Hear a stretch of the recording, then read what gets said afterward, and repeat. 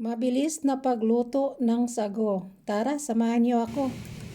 Luto tayo ng sago. Ayan. Ganito lang magluto ng sago, guys. Unang-una, hindi ko na naipakita nung una kung paano. Pinakulaan ko muna yung tubig. And then, nung kumulo na, ay nilagay ko siya dyan. Pagkatapos ng 2 minutes, ay tatakpan nyo siya at patayin yung apoy. And then, mag-timer tayo ng 10 minutes. Bago natin pakuluan ulit. Ganon lang siya, guys, kadali. Hanggang sa maluto para tipid gas. Nagpipip na yung ating timer. 10 minutes is done. Ngayon ay atin ang bubuksan. Check natin. Ayan. Unang kulo pa lang to, guys. Ayan ang kanyang hitsura. Ay, hindi man maano. Init kasi, ayan. Tuloy natin, pakukuluan natin yan ulit. So, start natin pakuluan. Pag kumulo yan, 2 minutes na naman bago natin patayin, okay? Ayan, nag-start na siya. Pag kulong-kulong-kulo na yan, tsaka natin papatayin ulit yung ating apoy. Ayan, kulong-kulo na siya, guys. Pakuluin natin yan ng 2 minutes. And then, ating papatayin yung ating apoy.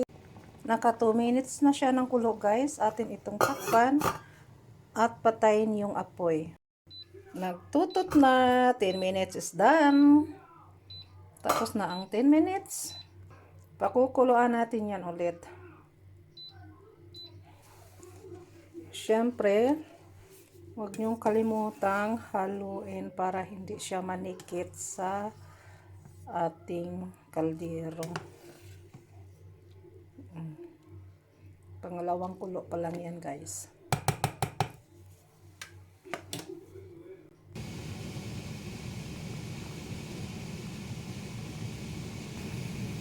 So, kumulo na siya ng 2 minutes. Ating takpan at patayin ulit.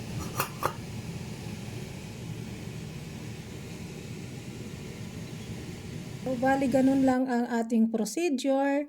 Pakuluan ng 2 minutes and then takpan, patayin yung apoy. Bali, ang ginawa ko dito, guys, is 6 times ko siyang pinakuluan hanggang sa naluto siya para talaga tipid tayo sa ating gas. After 6 times nating pinakuluan, ayan na siya, lutong-luto na, wala ng puti sa gitna. Pagkatapos niyan, guys, pag malamig na ay atin iyang hugasan. Ayan na ang ating finished product na sago. Tapos ko na yung nahugasan, guys, hindi ko na lang naipakita.